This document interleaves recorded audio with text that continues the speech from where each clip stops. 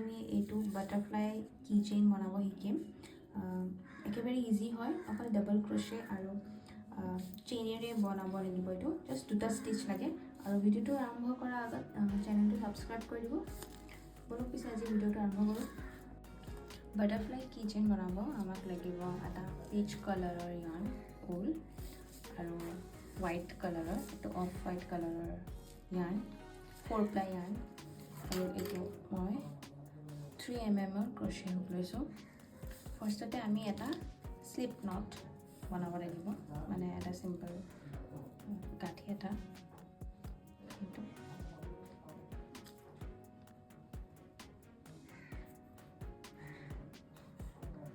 এটা আমাৰ slip not হৈ গ'ল ইয়াৰ ভিতৰত আমি হুকডাল সোমাই দিম এটা আমাৰ স্লিপ নট হ'ল এতিয়া আমি 6টা চেইন বনাব লাগিব ফাৰ্ষ্টতে 1 2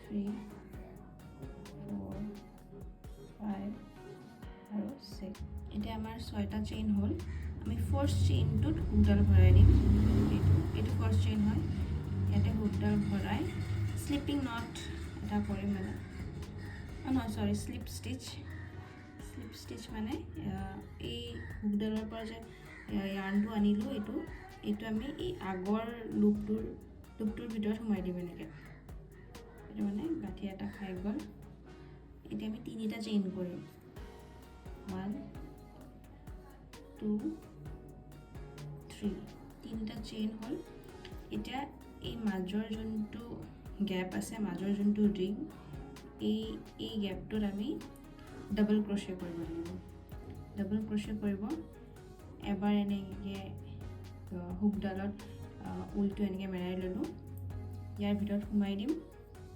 সোমাই উঠি এনেকৈ আকৌ yarnটো হুকেৰে মেৰাই টানি আনিম 3টা লুপ হৈ গ'ল দুবাৰকৈ ওলাই আনিম ফাৰ্স্ট দুটা সেকেন্ড দুটা আমাৰ ফাৰ্স্ট ডাবল ক্ৰোচে হৈ গ'ল এনেকৈ এতিয়া আমি আকৌ দুটা চেইন 1 2 আৰু এটা ডাবল ক্ৰোচে সেইকাৰণে আৰু এবাৰ মেৰালোঁ মেৰাই উঠি এইটো ইয়াৰ মানে মেইন যোনটো আমাৰ গ্যাপ আছিল এই গ্যাপটোত এই ৰিংটোৰ ভিতৰত সোমাই দিব লাগিব এনেকৈ মেৰাই আকৌ টানি আনিলোঁ টানি অনাৰ পিছত ডাবল ক্ৰোচে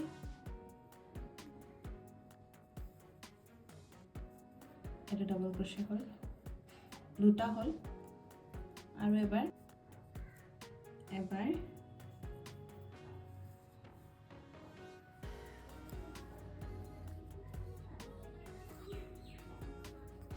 দুটা ডাবল ক্ৰোচে হ'ল এতিয়া চেইন 2 এইটো বস্তু আপোনালোকে ৰিপিট কৰি থাকক দুটা চেইন দুটা ডাবল ক্ৰোচে দুটা চেইন দুটা ডাবল ক্ৰোচে 8 টাইমছ আপোনালোকে এনেকৈ ৰিপিট কৰক দুটা চেইন হ'ল এতিয়া আকৌ ডাবল ক্ৰোচে কৰিছোঁ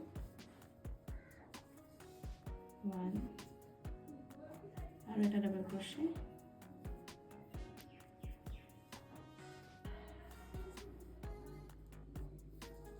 এইটো আকৌ চেইন 2 1 2 এনেকৈ আপোনালোকে ৰিপিট কৰি যাওক এনেকৈ এতিয়া মই 8বাৰ বনালোঁ কি আপোনালোকে কি কৰিব দুটা চেইন তাৰপিছত দুটা ডাবল ক্ৰোচে ডাবল ক্ৰোচে দুটা চেইন দুটা ডাবল ক্ৰোচে এই যে গ্যাপটো আছে ৰিংটো আছে ইয়াৰ ৰিংটোৰ ভিতৰত বনাব লাগে তেনেকৈ 8বাৰ হ'ল মোৰ 8টা বনাব লাগে এই চাব পাৰে 1 2 3 4 5 6 7 আৰু 8 এতিয়া আমি এইটো জইন কৰি দিম জইন কৰিবৰ কাৰণে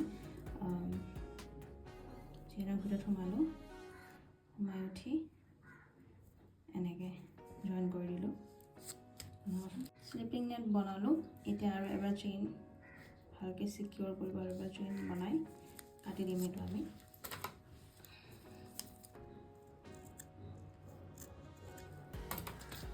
এইটো এতিয়া আমি পিচ কালাৰৰ ঊলটো ল'ব লাগিব এতিয়া আমি যিকোনো দুটা ডাবল ক্ৰোচেৰ ভিতৰত পিংক কালাৰটো সোমাই দিম।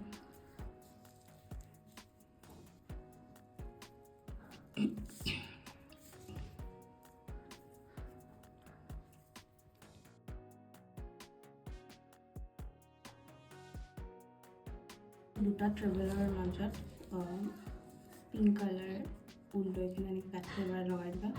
এটা গাঁঠি মৰাৰ পিছত হুকডাল এই দুটা ডাবলৰ মাজেৰে সোমাই দি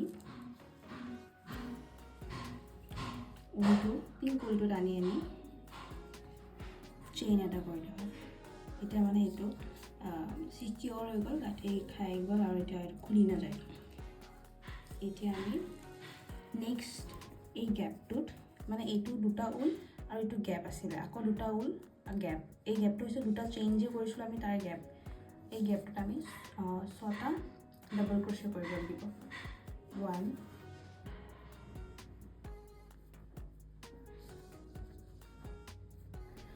এনেকৈ 6টা ডাবল ক্ৰচে 1 2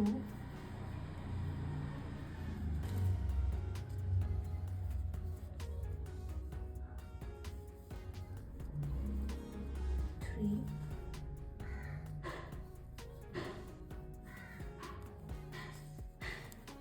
4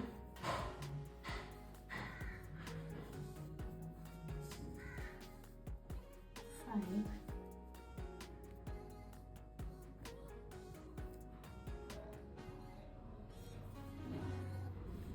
লাষ্ট এইটো 6।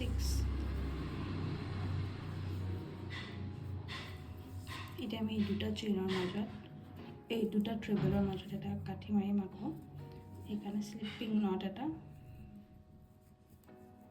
স্লিপ ষ্টিচ এটা, এইটো স্লিপ ষ্টিচ হ'ল। এতিয়া আকৌ ইয়াতে 6টা ডাবল ক্ৰচে। আপোনালোকে এনেকৈ গোটেইকেইটাত 8টা এনেকুৱা হ'ব, এটা পাহি নিচিনা গোটেইকেইটা ডাবল, এইটো কণ্টিনিউ কৰক। এই 8টা পেটেলছ মানে এনেকৈ পাহি টাইপ হৈ গৈছে। এতিয়া ইয়াৰে ছেকেণ্ড চেইনটোত আমি জইন কৰি দিম। এনেকৈ সোমাই দিলোঁ, সোমাই দি এটা স্লিপ ষ্টিচ এইটো টানি আনিলোঁ, তাত এই ষ্টিচটোৰ ভিতৰে দি স্লিপ ষ্টিচৰ পিছত এতিয়া আমি 8টা চেইন বনাম। 1 2 3 4 5 6 7 আৰু এইটো 8। 8টা চেইন হৈ গ'ল। এতিয়া আমি এইটো ফল্ড কৰি দিম এনেকৈ,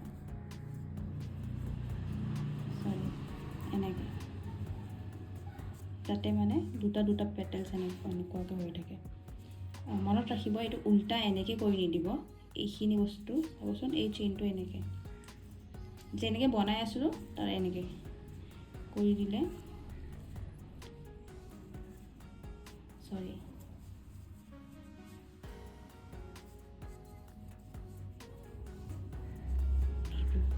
এইটো এনেকৈ আমি টানি আনিম এনেকৈ। এতিয়া লাষ্ট যোনটো চেইন বনাইছিলোঁ সেইটো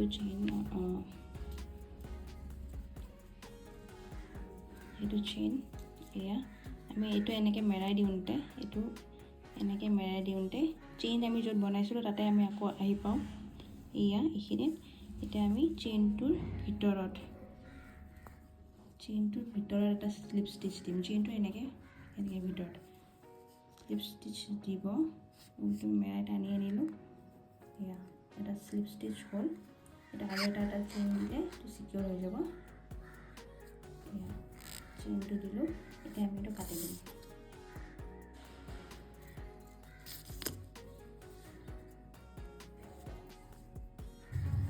মই এক্সট্ৰা যোনখিনি ঊল আছিলে সেইবোৰ কাটি দিছোঁ। এতিয়া আপোনালোকে এটা সৰু চাই এনেকৈ ঊল ল'ব, হোৱাইট কালাৰৰ, ইমান দীঘল দেখাই দিছোঁ মই, ইমানমান দীঘল, আৰু তাৰ লাষ্টৰ এণ্ডটোত এইখিনিত এটা এটা গাঁঠি দিব। দেখিব পাৰিছেনে? এইটো এটা এটা গাঁঠি, এইটো এটা আৰু এইটো এটা। এতিয়া আমি এইটো ইয়াতে জইন কৰিম। সোমাই দিলে হ'ল।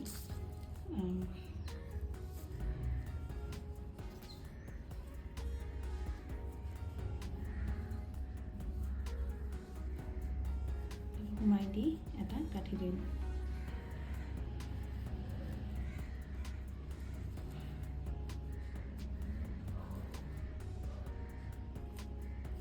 এইটো আমাৰ বাটাৰফ্লাই keychain হৈ গ'ল।